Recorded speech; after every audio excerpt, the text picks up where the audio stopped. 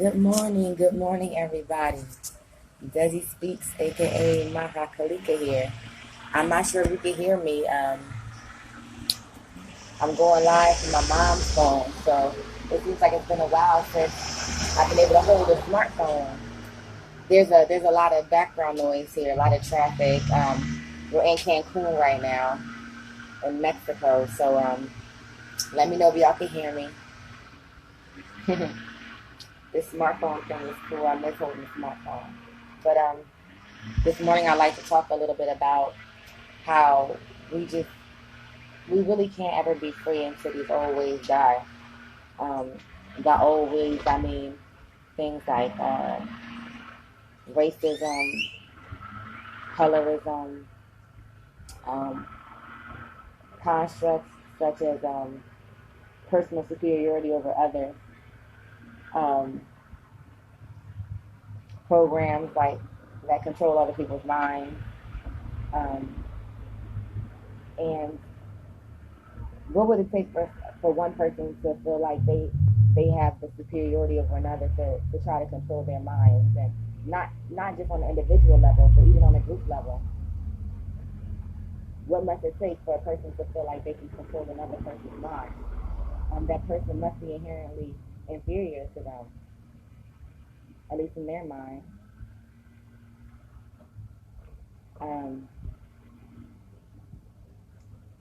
I like to just talk about how we just can't be free until those things are done away with. We won't be able to hey Kendall, how you doing? Sending love to you out there in Philly. We have so many constructs that place things like money and material possessions over the value of other humans.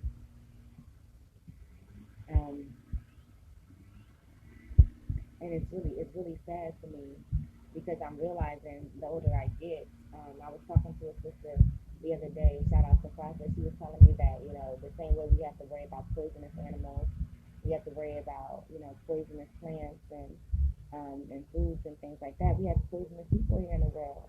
And the older I get, I realize that the ignorance of our youth really was bliss. So many of the cliches that we consider cliches are actually just universal truths. Ignorance is bliss.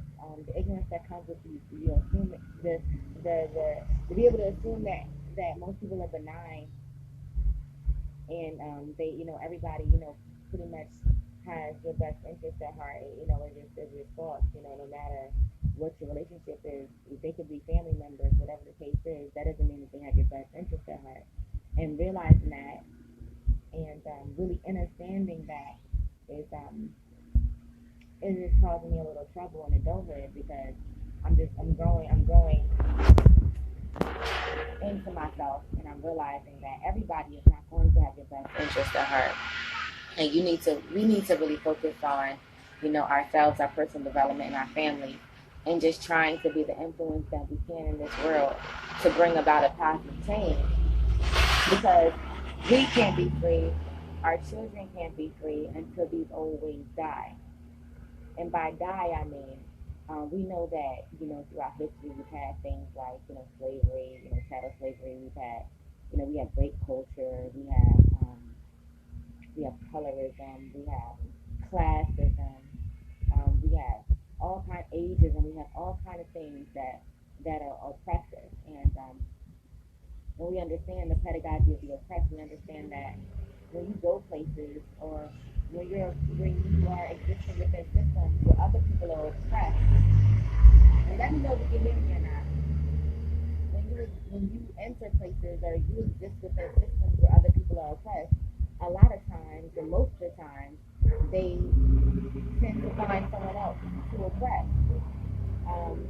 They may look at someone who is younger or may seem more poor or much darker, and they tend to feel like they can oppress that person because they've been feeling oppressed for so long by someone else. Hey Melanie, how you doing? Congratulations on the book. I see you doing powerful things out there in the world. Sending you love and positivity always. we have to understand that we'll never be free until these old ways die. And a lot of these old ways are being carried about by previous generations. A lot of times they're passed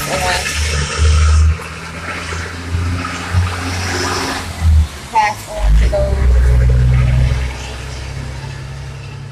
of subsequent generations. So a lot of times you see racist parents. They may have, no one's really born racist, but you see racist babies that are raised to racist parents. You see sexist children coming from sexist parents. You may see, you see boys that may mistreat their mothers. He's learning it somewhere, or mistreat their sisters. They're learning it somewhere. Seems like the traffic's increasing a bit now.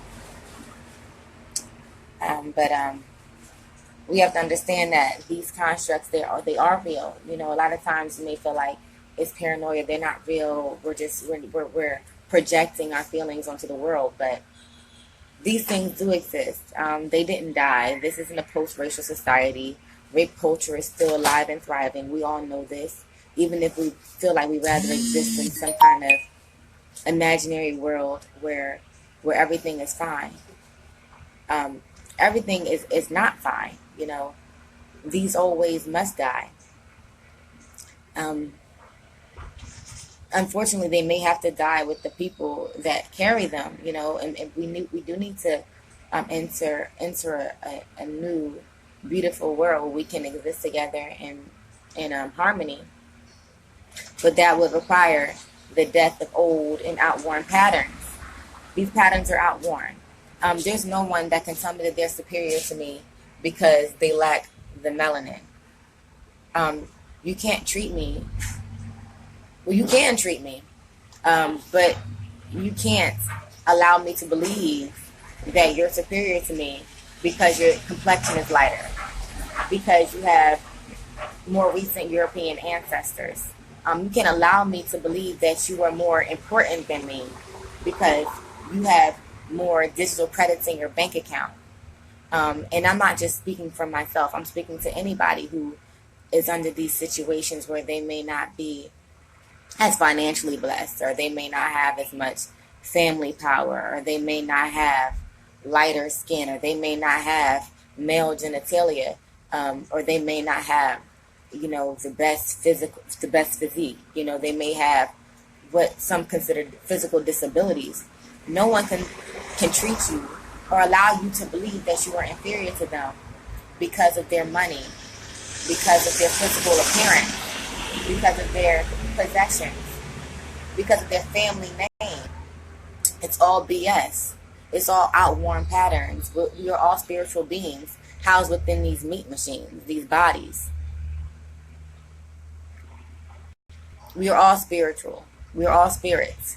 And one thing I was telling, we were stopped at a hippie camp a few weeks ago, and I was just talking to them about the way it feels a lot coming from this perspective. But a lot of times I feel like it's a blessing not to have privilege, because being a black woman from a not so privileged situation, it allows me to see the true character of people. Because a lot of times I've been overweight, I have dreadlocks, I'm super brown, and I love my complexion.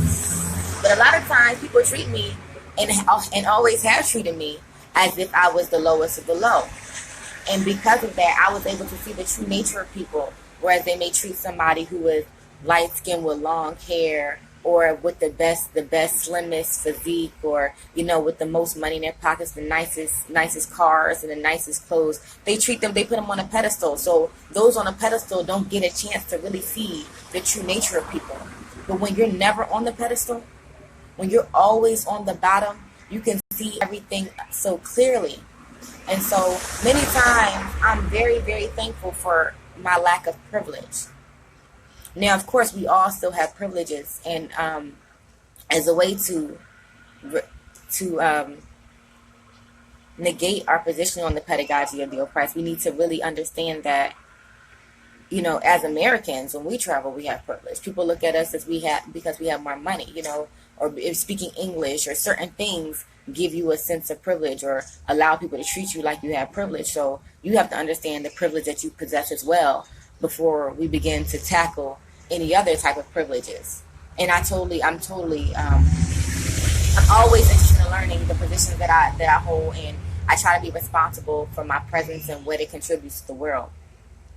But I think it's really important that, and I don't just think, I know it's really important that these old and outworn patterns and traditions of oppressions, they must die. Even if it means that we have to wait till this generation that is carrying them perishes, and then maybe the next, and the next. But at least our children and our grandchildren don't need to exist in the world where people are being treated as inferior because of conditions that they were born into. And the sick part about it is that a lot of it's taught, a lot of it's taught through the media, indirectly taught to us in our, institutional training programs known as, school, our programming, those programs that are run on us. They teach us that we're inferior. They teach others that they're superior. So it's even hard to believe when some people say that, oh, I don't see color, I don't see this. There's no way that you don't see it, because the programming is all around us now. What we have to do is we have to acknowledge our differences and respect those differences. Not seeing the differences doesn't make you somehow enlightened. Noticing the differences and accepting the differences and appreciating the differences is what makes us enlightened. We're not enlightened by ignoring reality. A lot of people say, oh, we have to be positive, put a smile on your face. The world is not all flowers and sunshine and rainbows. This is real. We have duality. We have ups and we have downs. You have highs and lows and hot and cold. How can we ignore the waves that are so natural? We have to accept the waves. We have to ride the waves. You understand? But the old ways must die in order for us to be able to enjoy a sense of true freedom. Like I said, right now, the Revolutionary Travel Family is in Cancun. We're finishing up the last leg of this trip. It's blessed to be out here in the world and experiencing Central America on a very real level. We've been in the indigenous communities. We've been in these more affluent, as you might say, neighborhoods. We've experienced it all, in the indigenous communities. We're embraced, we're supported. I mean, people, they love us. They take pictures and all kind of things. And here they do the same things, but it's from a much different standpoint. A lot more Eurocentric influence in these richer, more wealthy areas of the country. But like I said, in order for us, any of us on this planet, white, black, red, yellow, green, blue, purple, in order for any of us, fat, skinny, tall, small, in order for any of us to enjoy true freedom, the old patterns of thought must die. In a quite literal way. They must die out, because a leopard doesn't change his spots. So while people may, a lot of times put on a different face, wear a different mask, the core is still there, and we just have to evolve. Each generation, we have to evolve in a better direction that could bring about harmony and beauty and peace and love and joy and abundance to this planet. And unless anybody has any more comments or anything to contribute, I think I'm going to be out.